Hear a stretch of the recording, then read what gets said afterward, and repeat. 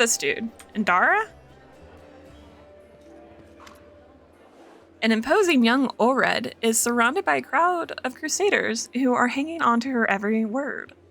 I hope this example clearly illustrates the difference between Gistka legionnaires from the last war and the crusaders. The perfection of form and spirit they were imbued with during creation turned them into parts of a well-balanced war machine, not a ragtag bunch of individuals, but a united whole. Gosh, Gistka.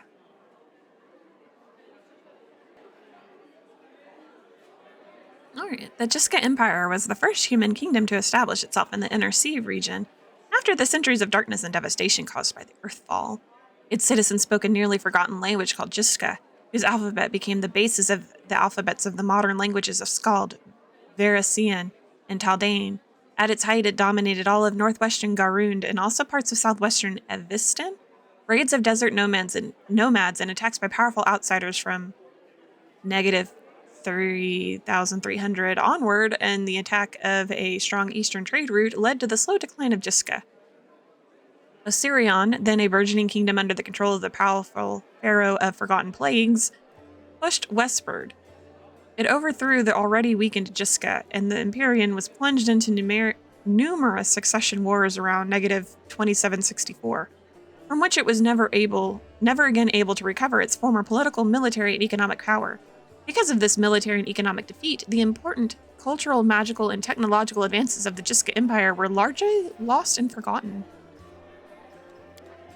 Okay. That's a lot of lore stuff. Alright, Indara. Now tell me again, why am I supposed to be impressed by your reckless assaults where everyone is fighting for their ego and for their right to beat their peers to a swift but pointless heroic sacrifice? Some of the crusaders grumble unhappily, but it is clear that they are captivated by the woman's words. The only exception is a scraggly and disheveled halfling monk whose puffy black eye gives him away as a brawler and a troublemaker. He enthusiastically pushes forward and tries to engage, but one of his friends swiftly jabs him in the back with an elbow, making the poor fellow pause to catch his breath. Oh, it looks like we got ourselves a student of warfare. The woman gives you a suspicious look and raises an eyebrow. Were your words meant to recognize my achievements, or to start a fight the way Mendevian crusaders usually do? One of the crusaders angrily curls his fist tightly and retorts with a burst of passion. If those gists of yours, or whatever, had come for us, we'd have their guts for garters. You think we've never fought a mighty adversary before? I kind of like his helmet. The soldier's stern facade cannot fully conceal his relish. He clearly plans to enjoy this confrontation. The crusaders around him look upon their exotic opponent with a mixture of irritation and piqued interest. The woman chuckles before cutting off her interlocutor. I would love to see you storm a 60-foot-tall walking castle shaped like a gigantic elephant that carries siege fortifications on its back. And I'll have you know these fortifications were defended by Jiskin priest craftsmen armed with demon-bound war machines. Look, were you there? What was she again? An Orden? Or I can't remember what her race is. An Aasimar. She's essentially like an Aasimar. Do they live that long? They used the enemies you cannot defeat as mindless weapons. The woman gives the people around her a triumphant look and adjusts her clothes with pointed nonchalance. Her voice takes on a lecturer's tone. You should not argue with someone who happens to be the most authoritative researcher on the history of warfare 3,000 years before the foundation of Absalon. Absalon. For more than 4,000 years, Absalon has been the city at the center of the world, a metropolis-sized showcase of the greatest treasures on all Galarian. The city not only holds a key strategic position for both commercial and military endeavors in the region, but encompasses the site of the ascension of 4 deities and claims to have been founded by none other than the last Aslanti, the god Eridan. The woman looks at you and flashes an amused smile. The lecture is over. Do my esteemed listeners have any questions? Yeah, can I ask who you are? I am Indara, a warrior, magus, and scholar of classical warfare from Garund. The woman peers at you apprehensively, then sighs.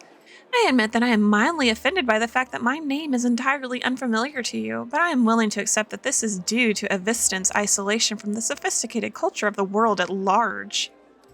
Okay, Garund? Garund is the continent found south of Avistan, across the Inner Sea and west of Kazmaroon, from which it is separated by the Abari Ocean. During the late Age of Anguish and Age of Destiny, Central Garund was the heart of civilization in the hemisphere, and this legacy of arcane discovery remains even today in the nations of Assyrian, Nex, Nentambu, and Holamog. Beyond these bastions of civilization, Garund is overrun by dangerous wilds, from expansive deserts to impenetrable jungles. Oh, it sounds like a great place to visit. An adventurer's dream. Avistan is a continent on the world of Golarion, one of the most densely populated areas on the planet. Avistan possesses as many varied cultures and environments as any other continent in the world, and an ancient history stretching back tens of thousands of years. Ravoy, the River Kingdoms, Numeria, and the Stolen Lands are all situated on Avistan. Need a map, please? Well, you've come a long way to be here. I like to think of myself as an inhabitant of Golarion, and I don't narrowly identify with any country in particular. Okay, well, why did you come here? To witness a legendary war, the confrontation between denizens of a plane famous for its love of violence and the crusaders from every continent united by the common goal of defending their home. An epic struggle of colossal proportions that hasn't been particularly epic so far, truth be told. The monk with the black eye, his name is Pink Eye, but he has a black eye, grins and mutters under his breath. Maybe she just can't see it from here. The view will get way more epic if she stops hiding among us and takes a walk outside. The woman smirks contemptuously. She does not deem the monk's words worthy of comment. Well, I disagree. The Crusaders are doing a commendable job at resisting the demons. Oh yes, the situation we have found ourselves in can attest to that. But then again, demons are no better. Their preferred strategy also involves brute strength, mindless assault, and unfounded confidence in their superiority. Then why don't you join the Crusaders and show them how fighting should be done? No, I am a historian, an analyst, a theorist. Do you know what these three words have in common? They describe a mortal woman who does not participate in the conflict upon which her thesis will be founded. But then again, I will hardly be able to describe this mess as anything other than a feeble likeness of the last war of Jiska. Oh my gosh, woman. You are insufferable. And the more dangerous the upcoming scuffle is, the more motivated we are to find clever and pretty words to justify not actually doing the fighting. So what is this last war you keep mentioning? The last war of Jiska, of course, a large-scale conflict that took place 3,000 years before the foundation of Absalom. It was a war against the Assyrian pharaoh of forgotten plagues, the war that ended the legendary Jiska Imperium, an epic struggle that became the most vibrant page in military history. Alas, all conflicts that followed it were but a pale shadow, including the one I am witnessing here, Osirian. One of the first civilizations to rise in the wake of Earthfall, Osirian is also one of the greatest empires in the history of Golarion. A nation of great knowledge, wealth, and power. This ancient land harbors pyramids, mummies, terrible curses, and endless sand, as well as a culture steeped in proud traditions. Devout respect for the gods, dedication to communal service, and unswerving devotion to its rulers. Osirian today is just emerging from millennia of Kelishite rule and regaining the legacy of the pharaohs supplanted by those foreign oppressors. Why do you find this last war of Jiska so inspiring? Imagine legions of golems imbued with extraplanar spirits marching into battle. Imagine flying cities that swoop out of the clouds like terrifying monstrous birds of prey to drop forces on top of enemy castles. Picture gigantic mechanisms powered by captive and very angry demons and devils. Imagine standing in the warpath of walking citadels or having to cover your ears to block out the sound of cannons loaded with the shrieking elementals. Finally, imagine the ultimate weapon that defeated the Jiska, the deadly night plague. This affliction was an attack dog, a trained epidemic, a tamed pestilence, striking only those who its master wanted to kill. Imagine all these terrors and understand that no flight of fancy can even come close to the horror of the nightmares that they made real. Well, how do you know so much about Jiska's last war? I can say without false modesty that there is no more authoritative research on Golarion when it comes to the history of warfare 3,000 years before the foundation of Absalom. I've dedicated my whole life to this subject. I personally visited old battlefields and studied the most mysterious and forbidden archives containing chronicles of ancient wars, sometimes risking my life in the process. Can this person be a party member? They're kind of cool. I saw a fallen sky city of the Shori Empire with my own eyes. I ripped out the control crystal from an exterminator-class combat golem that guarded a Jiska laboratory with my own hands.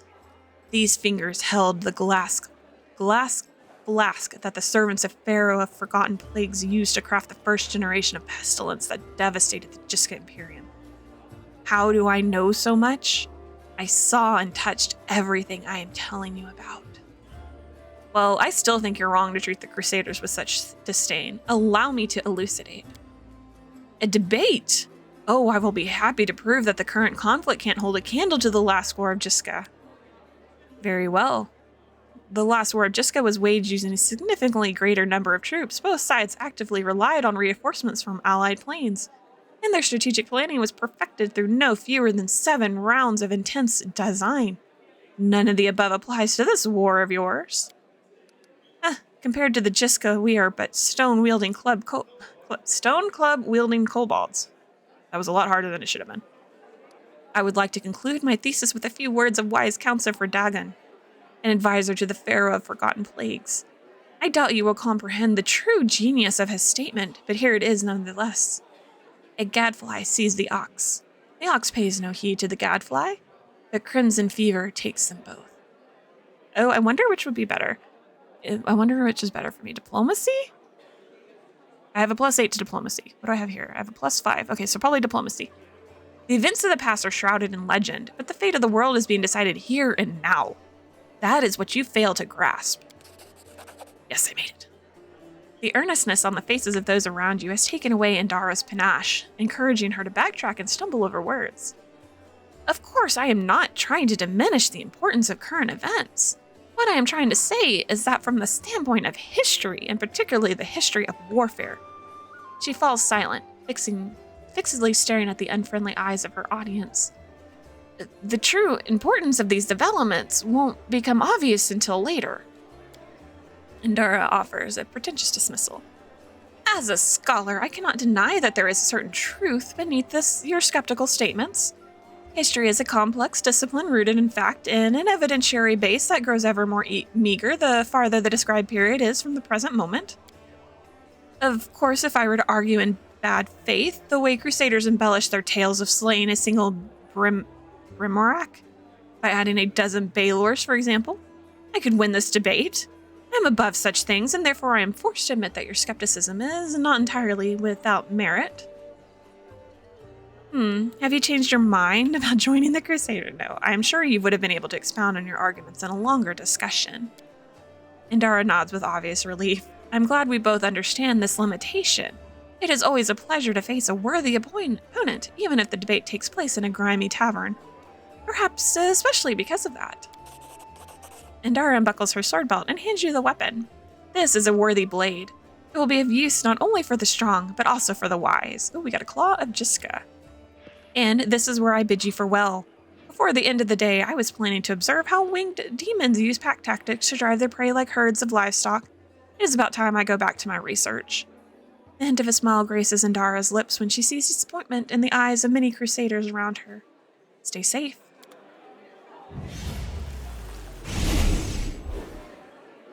Okay, bye. What did we get? What is this Claw of Indara? It is a sword. It is a short sword? Long sword. It's some kind of sword. Short sword. There it is. Okay. It's flaming. It has an enhancement +1 and it's finesse wielding. Nice.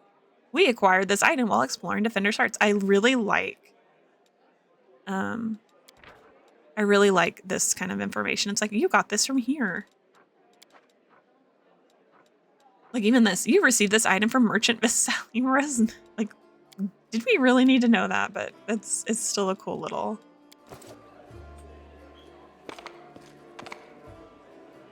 Elor. Sela. Sela smiles at you warmly. Hey there. During that march to the dungeon, we never got the chance to exchange a proper greeting. It's high time I shake your hand. Okay, well, I'd like to know more about you, Sela. Of course, ask anything. I'll answer honestly. Tell me about yourself. Where are you from? I'm a little bit from Geb, a little bit from Katapesh, but mostly from the Knights of Iomedae. I was accepted and began my training at 14. I belong to the ranks more than I belong to any other place. You've come to Mendev by a long road, haven't you? A very long one. Sela looks at you cheerfully. A traveler is expected to have amusing stories. Unfortunately, I only have 3 tales of any interest, and I'd like to save them for our next feast. Otherwise, I won't have anything to show for myself when it's time to start bragging. And that just won't do. Especially since I'll win the night with my cautionary tale of a battle with chupacabras. Oh my gosh, she fought chupacabras. You cannot tempt me with a story about fighting chupacabras and then not follow through. What are chupacabras, by the way? Incredibly repulsive magical beasts, fast and dangerous. They can... Well, it looks like someone's fooled me into starting the tale. I guess now I'll have to tell the whole story. Picture a small town in Quadara, and down in the dungeon there's 2 murderers waiting to be executed. The gallows are already built for them. The rope's been bought, but sometimes life takes a surprising turn. Suddenly, a paladin of Iomedae appears in the doorway and offers the murderers a deal. If they go with her to fight some monsters, they'll live. If they survive, that is. There's a big difference between imminent death and probable death with a glimmer of hope. Wouldn't you say? So here we are, traveling through the desert, me and my friend, a priestess of Sarenrae, along with the little rat folk fellow who'd asked for our help, and the 2 cutthroats. We get to the rat folk village and see their bodies lying around, all drained dry. We figured we'd have to fight vampires. That's how the little rat folk described the monsters who attacked their village. That's why we went in all brazen-like. The sun was high, and the vampires couldn't attack till dusk. Okay, who's Sarenrae? Known to her faithful as the Dawnflower, the healing light, and the Everlight, Sarenrae is a goddess who teaches temperance and patience in all things. Compassion and peace are her greatest virtues, and if enemies of the faith can be redeemed, they should be. Worship of this goddess of healing, honesty, redemption, and the sun began far to the east of the Inner Sea in the vast Padish Shah Empire of Kalesh, but her worshippers can now be found throughout the world. But we never got a chance to look around. Black shadows, quick as the wind, attacked us from all sides. Not vampires, but chupacabras. One of the lads we pulled from the gallows got killed right away. The second one ran for his life. That left me, the ratfolk, and Kyra. That was the name of the priestess. And we all steeled ourselves for the fight of our lives. And just when we thought the end had come, with the chupacabra surrounding me like a pack of dogs around a bear, our ratfolk friend wounded and down, and the teeth of the quickest of those blasted monsters clenched on Kyra's shoulder. Right then, when all hope was lost, the other lad from the gallows suddenly comes running back. He kills the beast attacking Kyra. I'm sure you know what a turning point in a fight looks like. Well, this was it. A moment before, we were lost, and a moment later, we had it back under control. The chupacabras dropped dead one by one. The little ratfolk is reunited with his family who were hiding in the basement. The priestess and I closed the eyes of that boy from the gallows who saved us. It was a shame he didn't survive the fight. May the gods keep his soul in its journey through the afterlife. Oh. That's a good story. He could have died in disgrace on the gallows, but instead he died a hero. And I'd fancy the stunt earned him some points at his final judgment. It's smart to remember our journey doesn't end in death. Had it not been for that mercy, Milos, that was his name. Oh, for that mercy, Milos, that was his name, would be hanging from a noose. And me, Kyra, and all the ratfolk would be dead in that village. Someone told me that a kind deed done by an unkind person is 100 times more precious. By the same token, an evil done by a noble soul is 100 times more horrifying. That's what I really wanted to say. The chupacabras were just a good starting point. No, the chupacabras were the best part. Chupacabras. So what made you become a paladin of Iomedae? Sela's gaze sharpens momentarily, then she sighs. That's a serious question and a good one. You should ask it of your companions, but it's a long story. To start with, 12 years ago, I was nothing like the person I am now. I roamed the streets of Solku with the other homeless orphans. I stole, I fought, I was a hired sword for a bet. Not the proper origin for a paladin, is it? Back then, Solku was a city of orphans, widows, and widowers. Gnolls decimated the city regularly. My parents were among their victims. People there heard about new deaths before they'd finished mourning their previous losses. One day, a group of knights of Iomedae brought a glimmer of hope to the city. But while others saw them as saviors and protectors, I was busy pricing up their noble horses and their gleaming mithril armor, wondering just how much of their pretty swords were fetch. A thief lives one day at a time, that's what they say. I was the type that never thought past the next job. Anyhow, I was able to sneak into the knight's camp and steal one of their mithril helms. Sela pauses, her voice sad and measured. And I was right there when a gnoll attacked the helm's owner. Asimi was her name, and dealt a blow to her unprotected head. A gnoll, like all those others she'd fearsomely driven from the gates of Sulku. That one blow was fatal, and who was really to blame for her death? The gnoll attacker, or the young thief named Sela? Well, life is cruel and full of chaos. Sometimes survival just comes down to luck. So that's how you see it. Sela looks at you with curiosity, but no hostility. I can't accept that point of view. If the story of my youth taught me anything, it's that we're all accountable for our actions. It's too easy to wave off responsibility if you use the cruelty of life as an excuse. But you were asking me what brought me into the ranks of Iomedae's warriors. We all choose the paladin's path for our own reasons. Some are guided by nobility of spirit, some by a desire to fight injustice. I became who I am through penance and a debt unpaid. The day Asimi died protecting my city, I wanted to kill myself from the terrible guilt I felt. But then I realized it wouldn't make the world any better. I decided that instead, I'd try to take her place. I'd become who she had been, protect the innocence that she would no longer be able to protect. Oh, so what are the principles that paladins Iomedae follow? Sela smiles. I'll tell you. I like to recite our code. It feels like I've said it 1,000 times, but it never gets old. There is strength in these words. After a pause, she begins, her voice slow and meditative. I will learn the weight of my sword. Without my heart to guide it, it is worthless. My strength is not in my sword, but in my heart. If I lose my sword, I have lost a tool. If I betray my heart, I have died. I will have faith in the inheritor. I will channel her strength through my body. I will shine in her legion, and I will not tarnish her glory through these base actions. I am the first into battle and the last to leave it. I will not be taken prisoner by my free will. I will not surrender those under my command. I will never abandon a companion, though I will honor sacrifice freely given. I will guard the honor of my fellows, both thought and deed, and I will have faith in them. When in doubt, I will force my enemies to surrender, but I am responsible for their lives. I will never refuse a challenge from an equal. I will give honor to worthy enemies and a contempt to the rest. I will suffer death before dishonor. I will be temperate in my actions and moderate in my behavior. I will strive to emulate Iomedae's perfection.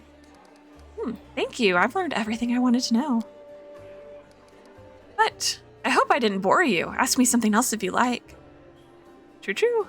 Erebeth said your friend Janna Aldori is missing. Do you know where we should look for her? Well, Erebeth is worried about her fighters. I understand that. I wanted to look for Janna myself, so I didn't distract you. But since you're in this too, I could use some help.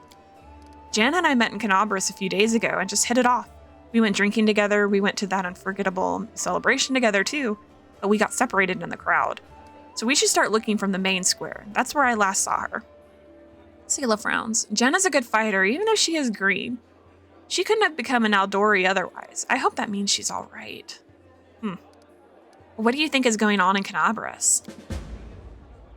It's complete chaos. It's lucky we're here to handle it, right? Sela smiles brightly, then she gives you a worried look. Does the way I talk bother you? I know I can seem blasé. Many good people and our protector Terendala have died here in Cockatrice. A paladin of Iomedae is expected to be properly respectful and solemn.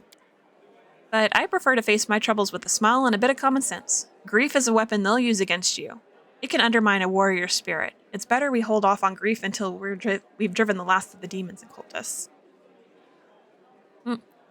If we want to win, we can't be mourning our deceased day and night. Plus, joy heals the soul. You can agree with that, Sela?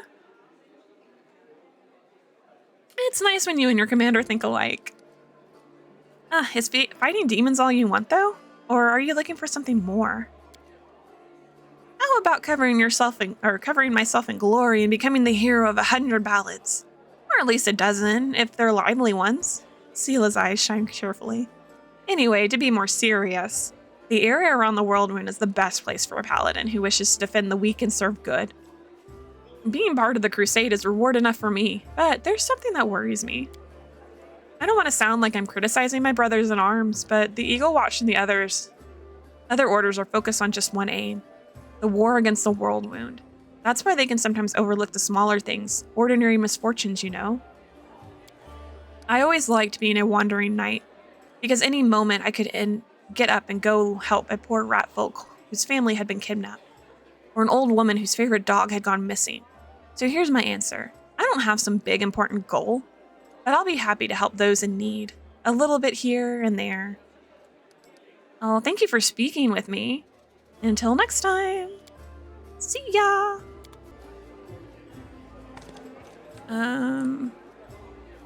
Let's hold off on talking to Erebeth real quick. Oh, there's loot. There's a book. What is this book? Halor and the Spinner of Nightmares. Book the first of the astonishing exploits of Venture Captain Halor, published by the Pathfinder Society. The Spinner of Nightmares let out a fiendish laugh, and the wind rose up, sending the sound rippling across the roof of the cavernous temple and off into the darkening sky. You cannot protect them. The demon worshipper performed a graceful pirouette as though she were mocking the ungainly Venture Captain, who was slowly picking his way across the slippery roof tiles. You may have said Anthoclitus? Whatever, that's a name, man. Today, but you won't save everyone who gets in my way. I will always be one step ahead, plunging a dagger into the heart of the next fool and sullying your path with blood that you will never be able to wipe clean. Halor lost his footing once again, and only by a miracle did he not go plummeting to his death. His heart threatened to beat right out of his chest, but his mind was consumed with the feverish awareness of how close he was to his target. Only a few dozen paces separated him from the Spinner of Nightmares. Close enough to shoot, but the Venture Captain wanted to be sure the bolt wouldn't kill her. Merely maim and immobilize her. The hand crossbow that Halor concealed under the folds of his cloak was throwing off his balance. The jig's up, the Spinner of Nightmares. The Venture Captain leaned forward as though trying to catch his breath. A diversionary tactic designed to weaken the vigilance of the villain, who seemed to be waiting for something on the peak of the roof. You have one chance to save your pathetic life. Surrender now. The Spinner of Nightmares froze, as if considering the captain's words before lunging forward like a snake and spitting with contempt. You will never see her again. Flick, twang, the whistle of the bolt released from its cradle, and the swish of the Spinner of Nightmares' cloak as she dodged the shot, laughing. Halor let out a bellow, pouring all his hatred and despair into the shout, dashed forward, and, slipping on the roof, tumbled to his knees. Gripping a jagged roof tile with his last remaining strength, the Venture Captain swallowed a grunt of pain and raised his head, only to watch his daughter's abductor be swept away on a black wind. I will find you, the Spinner of Nightmares, Halor's shout seemed to carry far and wide across the whole of Mindev. I'll find you, and I'll tear out your duplicitous heart. Dun dun dun. To be continued. Oh, look, it's Halor. Hold on. A tall, athletic man greets you. His hair is prematurely gray and shorn close to his head in a military style. He is lean and well-groomed, and a monocle twinkles coldly in his eye. The bold set of his jaw and his large but agile frame attest that here is a man who is always ready to be on the move. Greetings. I am Halor, Venture Captain of the Pathfinder Society. I am the superior officer among Pathfinders in this region of Mindev. However, the Society is running almost no operations here right now. Besides me, there are almost no Pathfinders here. Actually, I am only stuck here because of an old feud with a demon worshipper known as the Spinner of Nightmares. I've had to work alone, without the support of the Society. But I've made a lot of acquaintances among the local mercenaries and daring fighters. If you need any good fighters for an honest cause, talk to me. Let's see, what are the Pathfinders? The Pathfinder Society is a globe-spanning organization based in Absalom. The membership consists primarily of Pathfinders, adventurers who travel through Galarian, usually inconspicuously, and explore, delve, and otherwise experience the lesser-seen parts of the world. They send journals documenting their travels back to the Venture Captains, who also assign them new missions and suggest new places to explore. The most exciting and illuminating of these journals are compiled in the Pathfinder Chronicles, an ongoing series of books that collect the history and mystery of Galarian for its membership and the general public. Hey, tell me about your confrontation with the Spinner of Nightmares. It all began with the task of the Pathfinder Society. I arrived in Nerocene. Yes, that is how I'm going to say that. With my team to investigate the sudden death of a famous crusader, Baron Faleron. We soon focused in on a small hospital for the wealthy, where Faleron was being treated shortly before his death. It turned out that a gang of Baphomet's cultists calling themselves the Labyrinth of Mind had gotten a foothold at the hospital.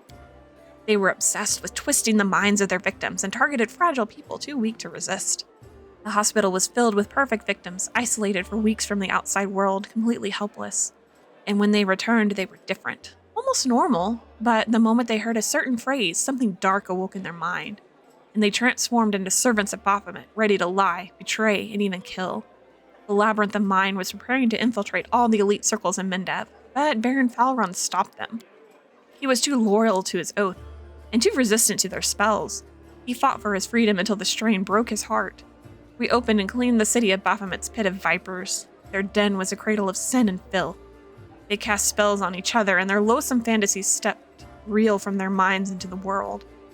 They dreamt of horrible and forbidden things, and they fought like mad. We burned the place to the ground and slaughtered everyone we could. But the leaders of the cult were able to flee, and they were set upon revenge. They abducted my daughter Laurie, who served under my command in the Pathfinder Society. They left me a note full of tart insults, mockery, and sneers. From that note, I learned the name of my enemy, the Spinner of Nightmares. A few months later, I confirmed that she was the leader of the Labyrinth of Mind. My hunt had begun. I would get Laurie back at any cost. Killer grits his teeth with bulldog determination. Cool. Want to know more about you. What exactly are you interested in? I'm a common Pathfinder. There are many others like me. Fate and my orders brought me to this land. How'd you end up here? I already found that out. Yes.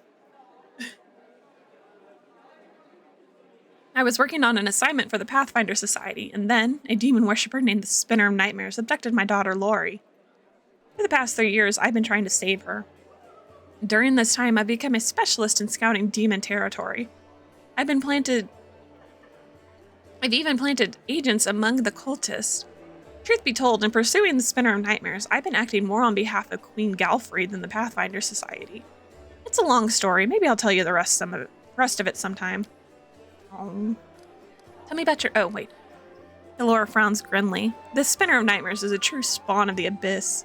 I fought her many times, but I've never been able to seize her throat. It's cruel, cruel. Tell me about your daughter. Elora smiles, showing his healthy white teeth.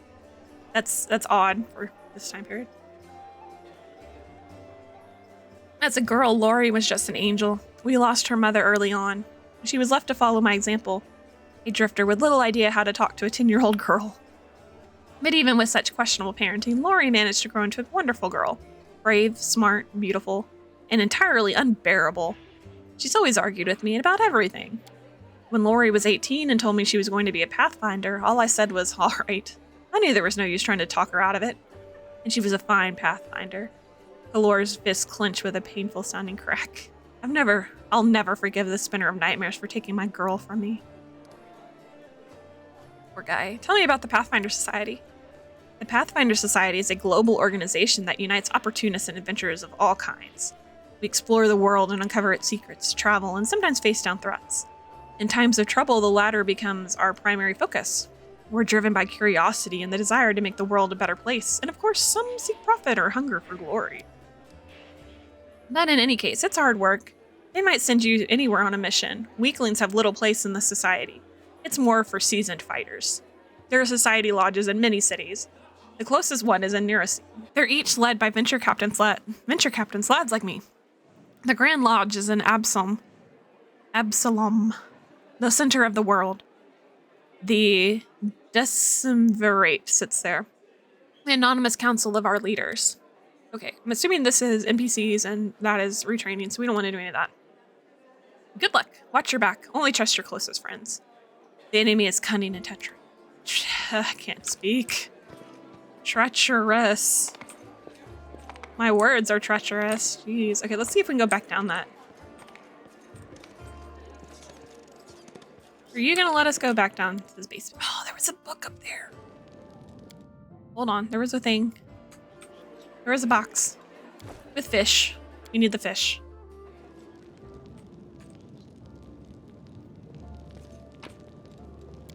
Hey, meatloaf. Surrender thy soul, Delvin. Iomade, protect us. Got you again. How many times is that today? Take your jokes and shove them, tiefling. Whoa, easy there, Chief. Don't hit me.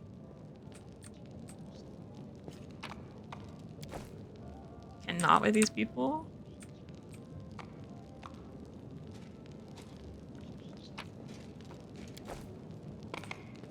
Oh, there's a thing here.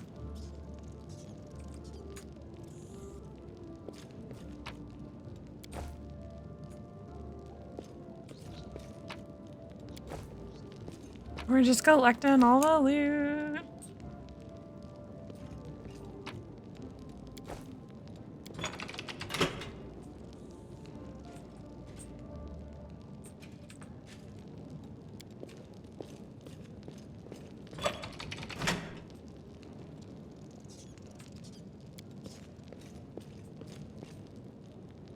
The button won't budge. Huh. Is there something else I'm supposed to press? Maybe I pressed the button before.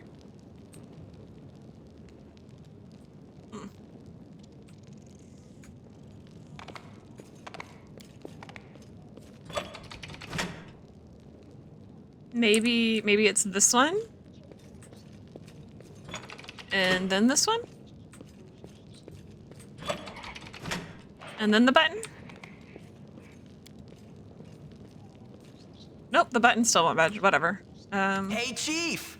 Ooh, hey, gorgeous. Come over here. I want to talk to you about something. Something really important. Okay.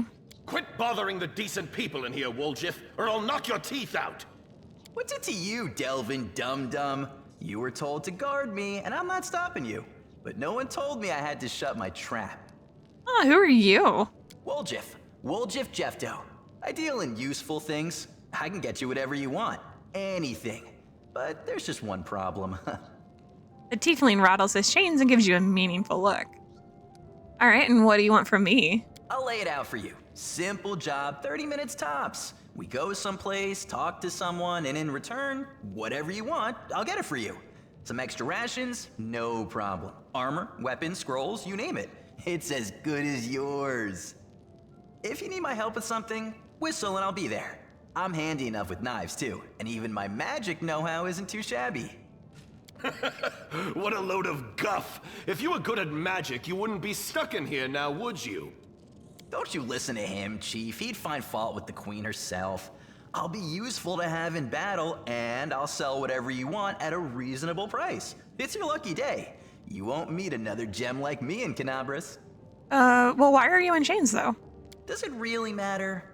Don't get hung up on the past, Chief. Don't look to the future. Live in the here and now. I mean, it really doesn't matter to me. He was caught thieving. Ooh, a thief. Your shadow, what was that? Get me out of here and I'll tell you. And don't worry, it's not contagious. Oh, but what if I want it to be contagious? I can't help you while you're chained up here. How can I free you? That's easy. You know Irabeth? Feisty looking gal, always wears armor. You can't miss her. She's the meanest fighter in the whole city. When you see her, put in a good word for me, will ya? Tell her there's this guy Woljif locked up for no good reason in the Defender's Heart. Well, for the follies of his youth. And he really wants to get out on bail so he can keep up his good behavior and make a contribution to society. You got that? Will you do it? Yeah, I'll talk to Irabeth about you. I knew I could count on you. Knew it the moment I laid eyes on you. All right, we'll talk later. Right now, though, I want to figure out how to... Maybe we pull that one down. Oh, there's another one over here. Okay, let's pull that one up. Let's pull that one down. Now can I press the button? No. Okay. The button still won't budge. Okay, what if I pull all of the thingies down? The button still won't budge. There we go. Huzzah! We did it. What is this? Yellowed letter. Half a century ago, our parents fled their homeland of Sarkoris, terrified of the invading demons. They were certain that the war would soon be over, so they didn't go too far and found their refuge here in Cockatrice. They used what little savings they had to build a tavern where any crusader could get a bowl of soup and a good night's rest in exchange for some money and news about their recent victories. The city looked completely different back then. It was a triumphant city full of hope, inspiring songs and brave paladins in shining armor. We praised Our Lady Pulura openly and hoped that the lands of our ancestors would be ours again in no time. Things have changed since then, though. Our parents have left to the goddess's halls. Dresden is long gone. The world wound grows deeper every day, and the Crusaders seem to take more interest in fighting each other and us townsfolk than in eradicating demons. Holrun has gone mad and now puts all his inquisitive zeal into burning witches. Today, Cockatrice is a city of fear and suspicion. We even had to hide our altar of the Shimmering Maiden in the basement so they wouldn't accuse us of demon worship. Queen Galfrey has recently appointed Holrun the prelate of Cockatrice. Now, nothing will stop this murderer from taking complete control of the city into his hands and serving his so-called justice on everyone. His previous acts of violence were just the beginning of a full-scale massacre. We have to flee, run like our parents did. This time, not from demons, but from crusaders. Soon we will sell our tavern and leave, anywhere away from the agony of this endless war. May Pulura protect this city from whatever comes next. 10th of Lamachan, 4682. Swargal family of the Devimai clan. Some inkwells and a feather. Ooh, a crown. I want that. I'll wear the crown. I'm just gonna put that on. See what it does. It gave me a boost in charisma. Heck yeah. Look at that cute crown.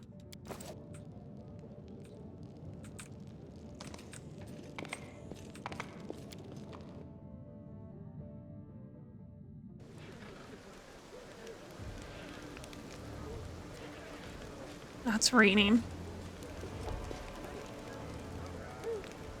Mander, look what we've got here.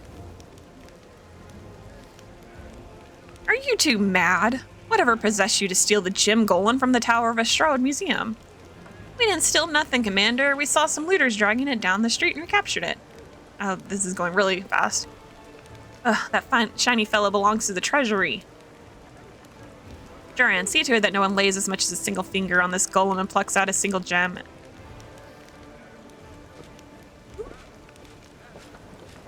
Shiny golem!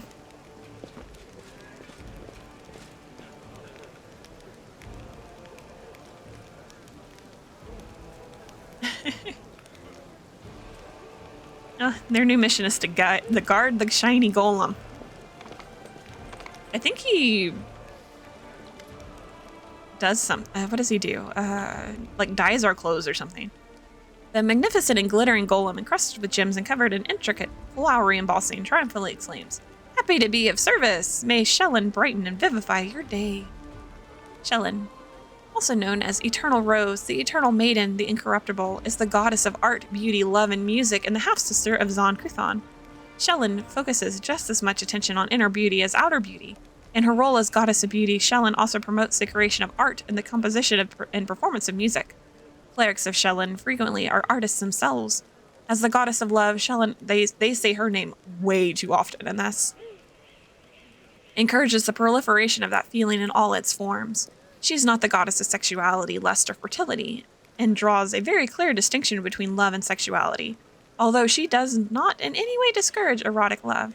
The few paladins who worship her practice courtly love. Okay, what are you? I am a prestidigitator golem. Many millennia ago, I was built by Aslanti clerics of Shellen. My god.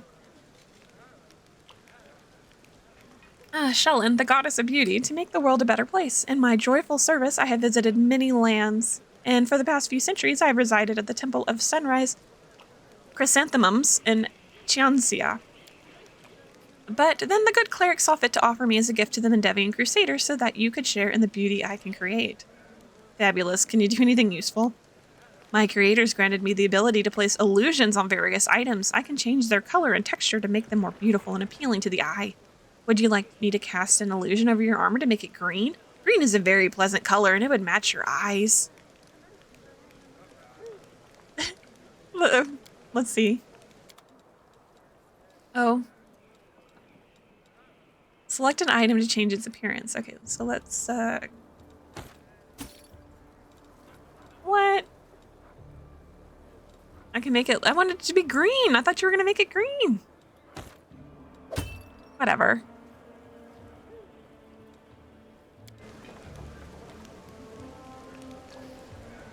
I'm done. A grizzled dwarf turns a blade in his callous hands, carefully inspecting carefully inspecting its edge. When he sees you approaching, he sets the blade aside and greets you with a nod. A new face in the city. You picked a good time to come to Canobras. As you can see, we're in sore need of warriors. Yes, show me your wares. No. Actually, yeah, do show me your wares. We need to offload some stuff. Got it. I don't want to sell the book. I like the book. We're gonna put the book in our... What is this? Coal. Yeah, we don't need coal. Need these maps. We're gonna put that letter in our... whatever too. Okay, what else do you have?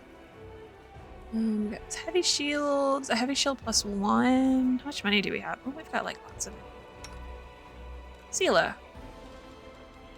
Sela, you use shields? Where'd that heavy shield +1 go? There it is.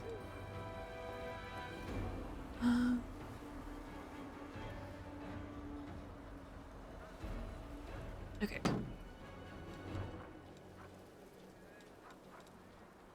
Armor of Vigilance. What is this? Oh, it's light armor. Okay. Living ram. Medium armor breastplate. We don't need that. Merry-go-round.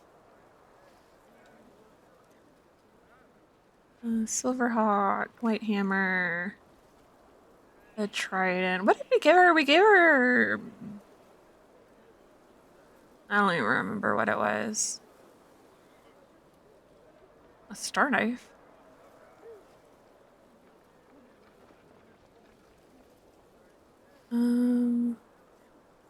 So many weapons. Oh my gosh. I mean, this guy is a weapon master or whatever. Cold iron, quiver of cold iron ammunition. Do we need more of that? How much do you have, Lan?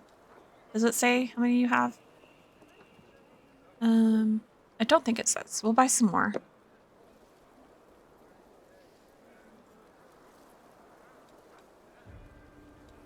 We'll buy 2. You can have some more of that.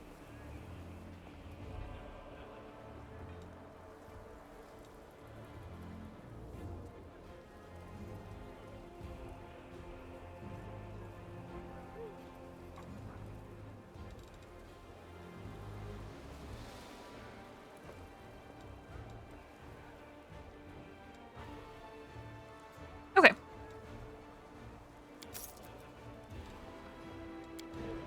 There's that.